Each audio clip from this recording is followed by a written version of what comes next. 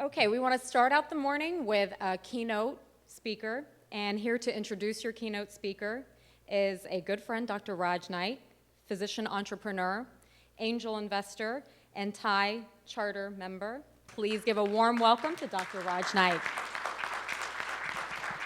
Well, I'm Dr. Naik. I retired only for 3 months and working again. I'm very proud and happy to introduce one of my friends. Actually, he's my mentor in this entrepreneurial business. I didn't know what startup companies were, but he taught me what a startup company were, and he asked me to invest with, I'm not as rich as he is, but I invested some of my money with him. Dr. Dinesh Patel is a Ph.D. in pharmacy. His knowledge is better than most of the doctors who are MDs. He was born in Zambia, but then he went to Gujarat. He did his pharmacy school in Ahmedabad. Then he came, did master's in Pennsylvania, and then PhD in pharmacy in University of Michigan, Ann Arbor. So he's very well educated. He gave me a long resume, so I don't have much time, right, Roshni? So it will take me half an hour. But main thing, he started a company with only $40,000 in, I think, he will tell the story rather than me telling you, with only $40,000, and he exited a company within 6 or 7 years with $330 million. The company was called THERATECH. Yeah.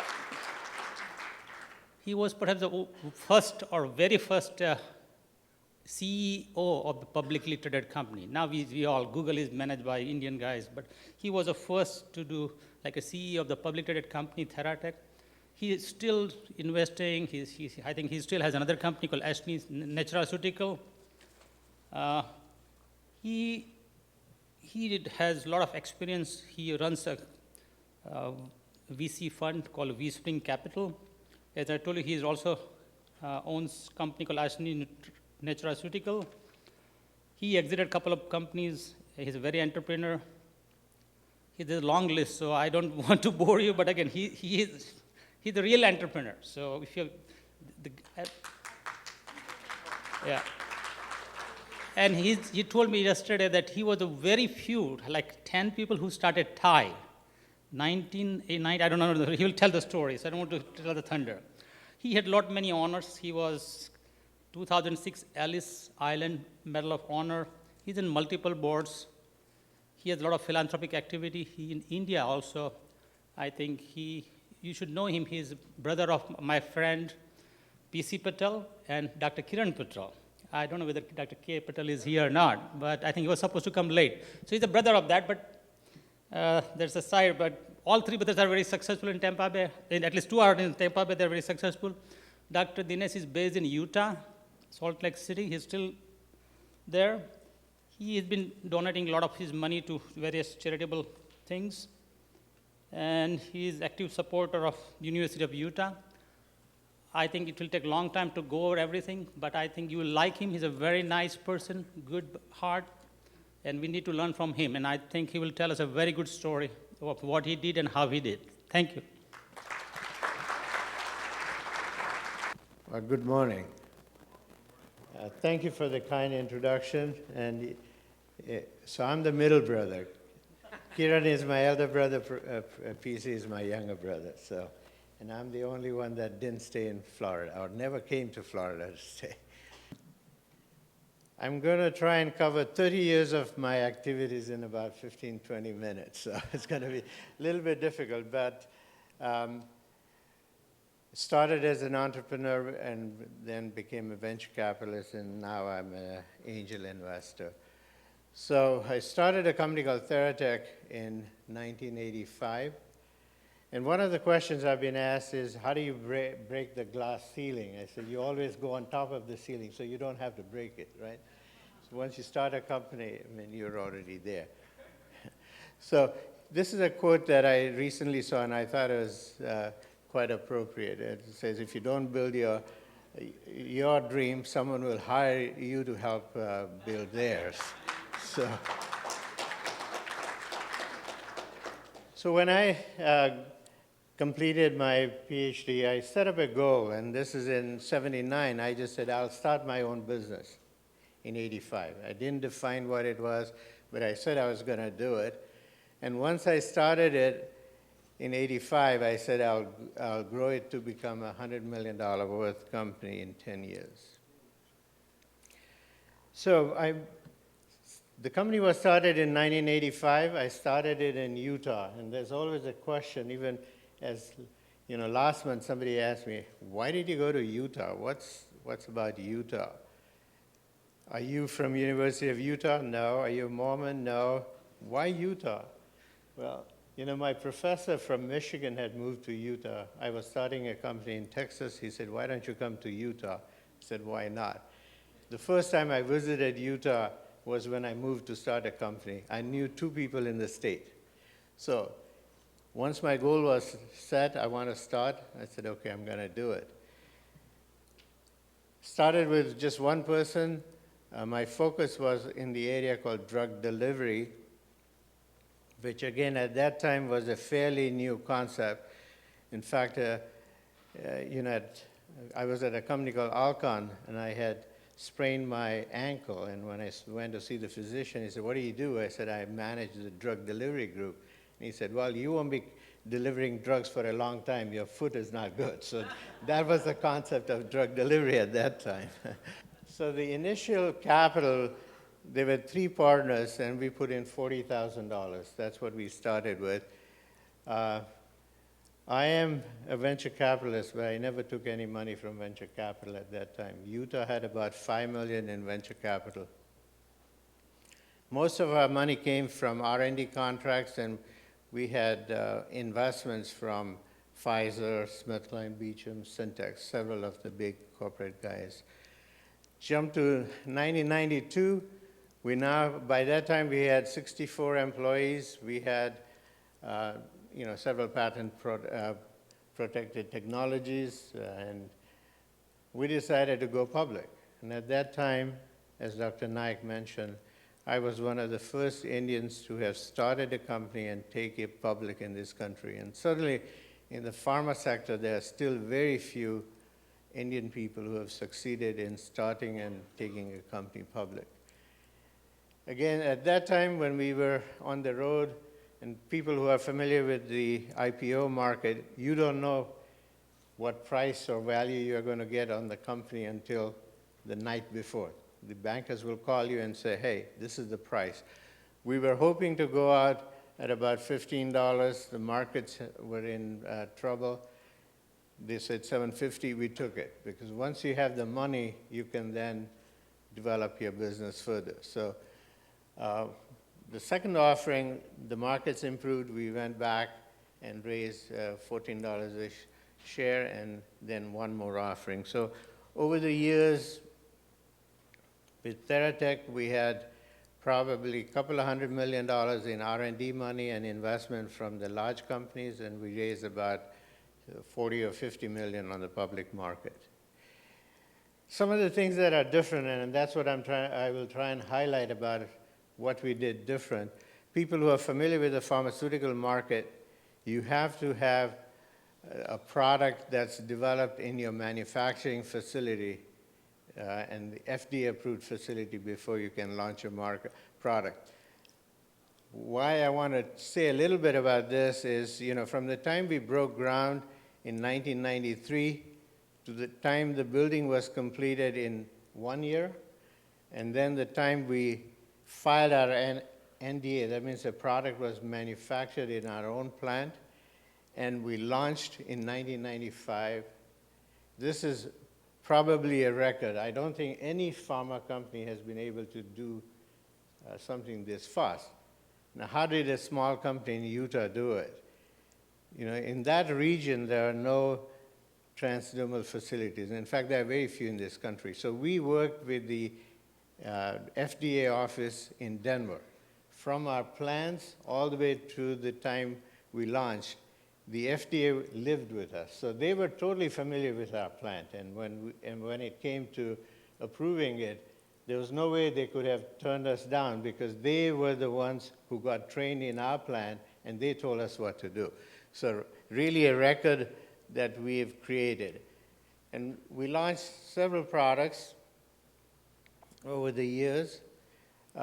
with some of the partners that I mentioned. So our whole development strategy was working with large pharma companies. History of the company in the financing side, we started out, like I said, in '85. We got first equity investment from Pfizer in '86. And again, at that time, we were fortunate. My professor, who became my partner, was a consultant to Pfizer, and they invested some money in us. And interestingly, the first senior vice president that I hired was from a large pharma.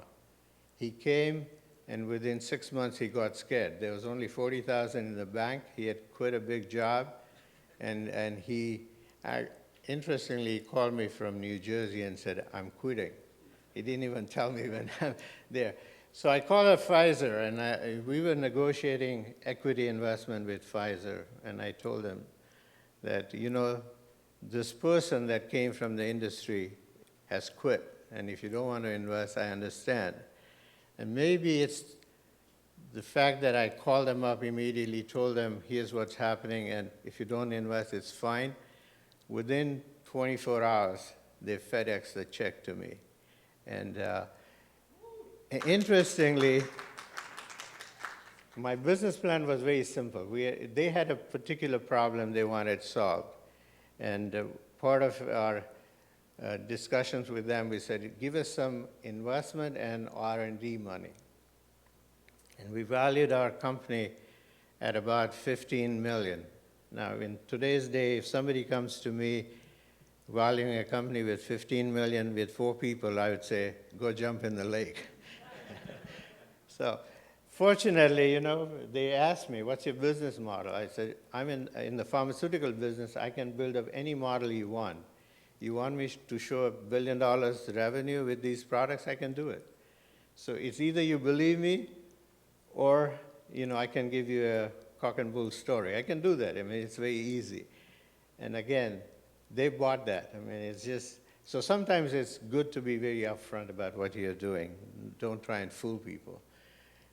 So by '94, you know, the company was worth $187 million. So I met my goal of, you know, of 85, making it. And then in '99, the company was acquired for $350 million. So we became part of Watson, which became activist and is now Allergan. It was an all-stock transaction. The manufacturing facility is still in Salt Lake City, and they're doing about $500 million worth of products out of there per year. Now, again, what was so unique about our facility? There are very few, as I said, there are very few transdermal companies in this country. We were one of the few that can handle controlled substances. So even though we were acquired by much larger companies, this plant is in Salt Lake City, still employing over 600 people and generating a lot of revenue. So lessons for entrepreneurs. You know, entrepreneurship comes from within. You have to have confidence and passion. In 1983, while I was at Alcon, they hired a person, a director, somebody coming, you know, to supervise me, and we had one-day meeting. End of the day, I told him, Gene, I'm going to quit in 2 years. I'm going to start my own company, and I want you to come and join me. And after 3 months, he said, man, you had guts to tell me, not only are you quitting me, but you want me to quit and come with you. So I was pretty confident about what I wanted to do. And actually, he helped me out a lot because he knew my goals. It's not I was hiding anything from him.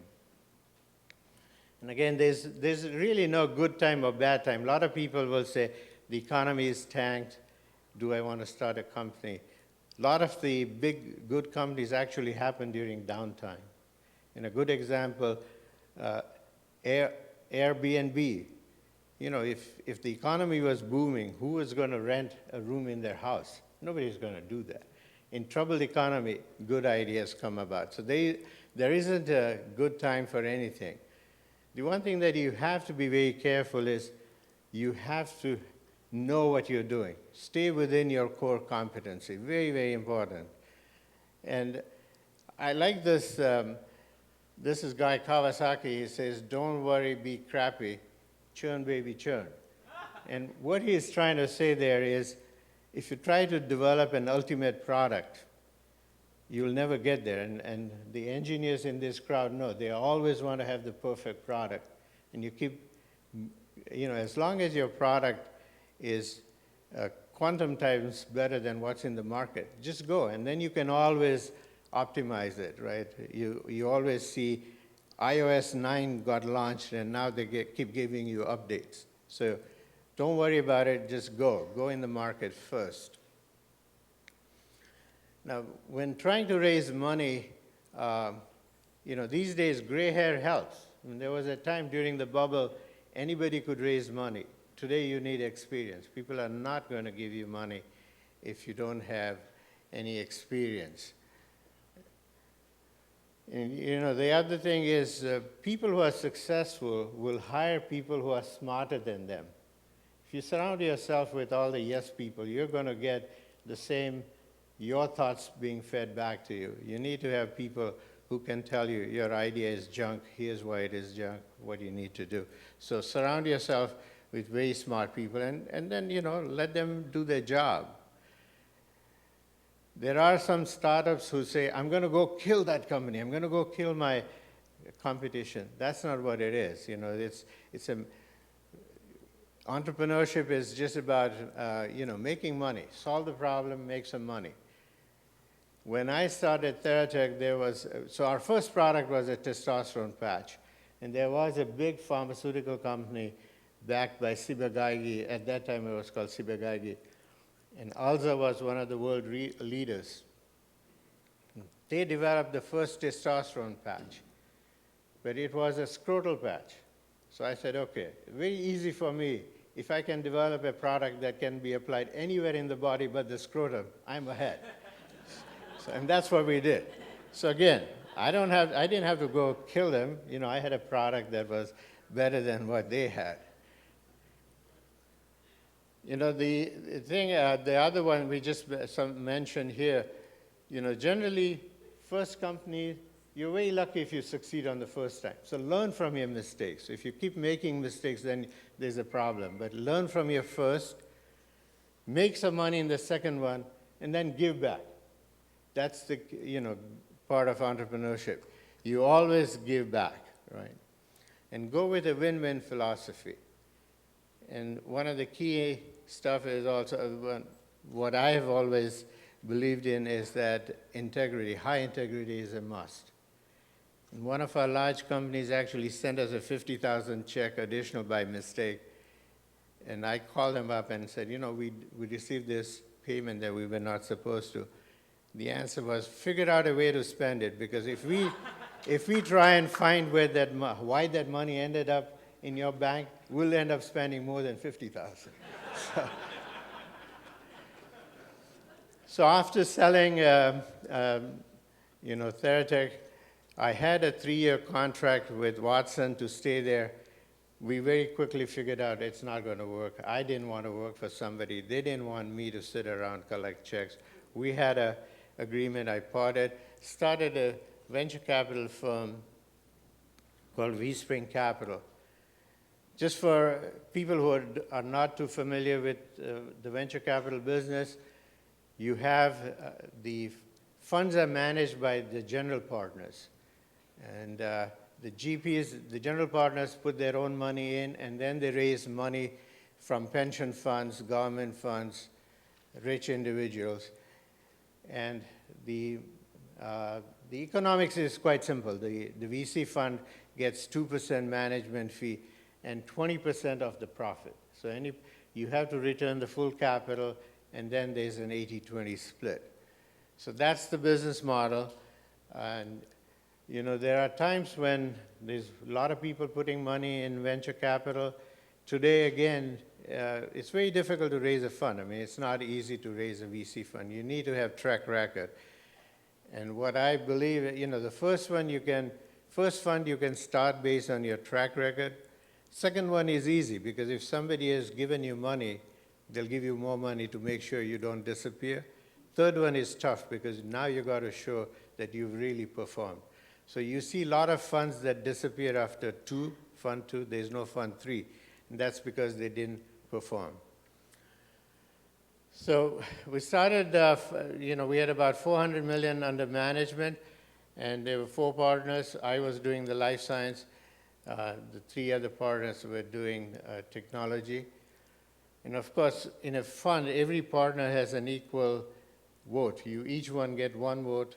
So I had to learn, what is the networks and SaaS and everything. I had to learn all that because I have to vote on every deal. So now, of course, if somebody tries and puts a fast one over me on software, I can catch them because I understand software business as well. Again, these are the sectors. Now, one of the things that we did, we focused on Utah and the Intermountain because there wasn't any money. You have to, if I were to go in the Bay Area, I would have to join somebody. In Utah, I could start my own company. That was the difference. One of the things that, and this is more for as a VC, when you ask entrepreneurs, what do you think I'm looking for? And they'll always say, oh, you want a return on investment. And our number 1 goal is the management because we figured out, and we've seen so many times, the idea we funded and where we made money is quite different. It morphs over time. So if you have smart management, they can do it. And the most important thing is also if they're addressing unmet needs. That's what you need. You have to be addressing an unmet need, and the market has to be large. If all those 3 happens, the money will come. Right? The 4th one really is not what we focus on because every idea that we get is a $1 billion idea. Nobody has come to me saying, my idea is not worth $1 billion. So that's an easy one for us to just say, okay, fine. Now, typical VC, and this is for just about every VC fund, about 40–50% of your companies are going to fail. There's just no question about it. And it's not because you selected the right thing. Something happens along the way, maybe competition comes in. But about 40% of your companies will fail. About 20–30% will they will return your money. And about 20%, what we call a base hit, so, maybe 1 to 5 times your money. And then you got the home runs where, maybe they return your fund. So if you average everything, if everything goes right, you get about 25% IRR. In reality, in the last few years, because of market crash and all, you'd be lucky if you're making 5 to 10% IRR. But this is more a historic perspective. How did we do in our Fund 1? We had about $120 million in that fund. These are just out of the 20 or so companies, these are our better successes, and you can see already about 200 million. So we had more than 2x in our first fund.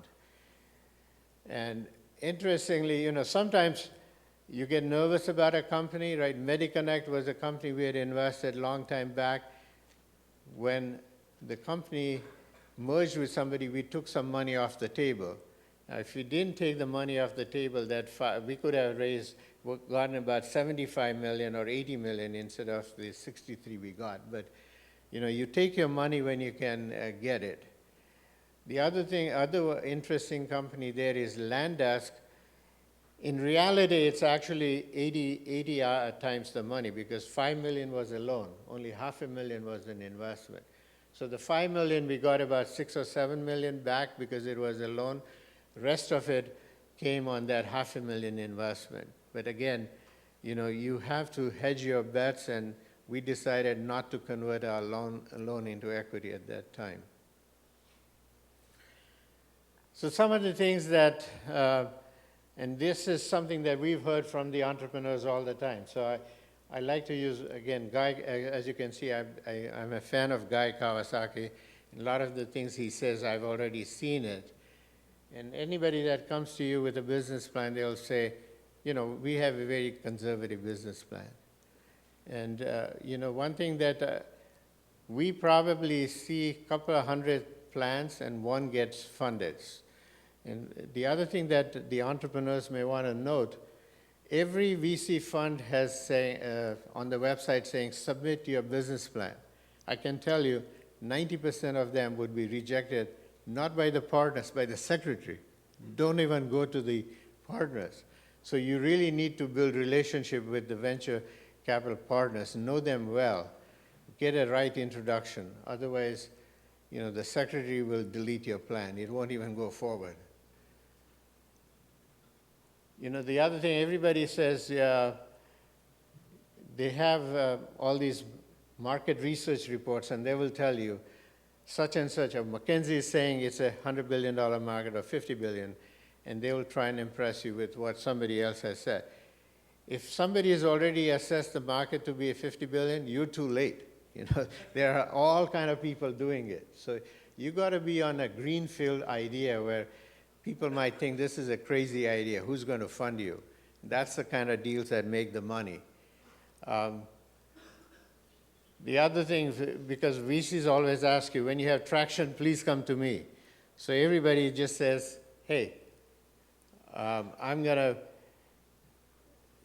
such and such has a order and I'll sign it.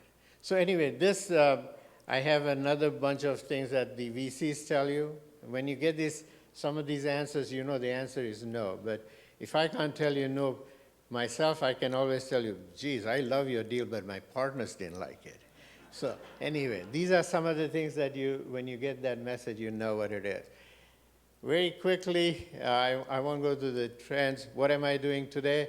I started my own angel fund. You guys are doing angel funds here, so I'm going to jump through a lot of these slides. But angels are active investors versus VCs, where VC are not as active as angels, and it's somebody else's money. This is your own money. Why do we do it? I think mostly it's to keep yourself busy. Like Dr. Naik, you're retired, what are you going to do? Well, you do angel investing because you surround yourself with very young and sharp people. You better be sharp, otherwise they'll take you to the cleaners. You need to join angel groups, and I think hopefully that's what's happening here. Angel groups are important. You need to have money because this is a dangerous game. Angel investing, you assume whatever you've invested is going to be lost. If that makes a change in your lifestyle, don't do it. This is not a game. It's high risk, high reward kind of game. Again, nobody is going to tell you how much money they've lost, but on an average, they say if you do well, you can get 2 times your money. And angel investing is actually much bigger than venture capital investing. So just keep in mind, that's a very large place to go. So go to VCs. You can get, to angels. There's a lot of money there. I have a whole bunch of companies right now. So this is in 1 year, I've already gotten about 20 companies, and I'm going to probably stop at when I have about 10 more. So finally, there are lots and lots of opportunities. If you don't try, you will never know how good your idea is. So go for it. Thank you.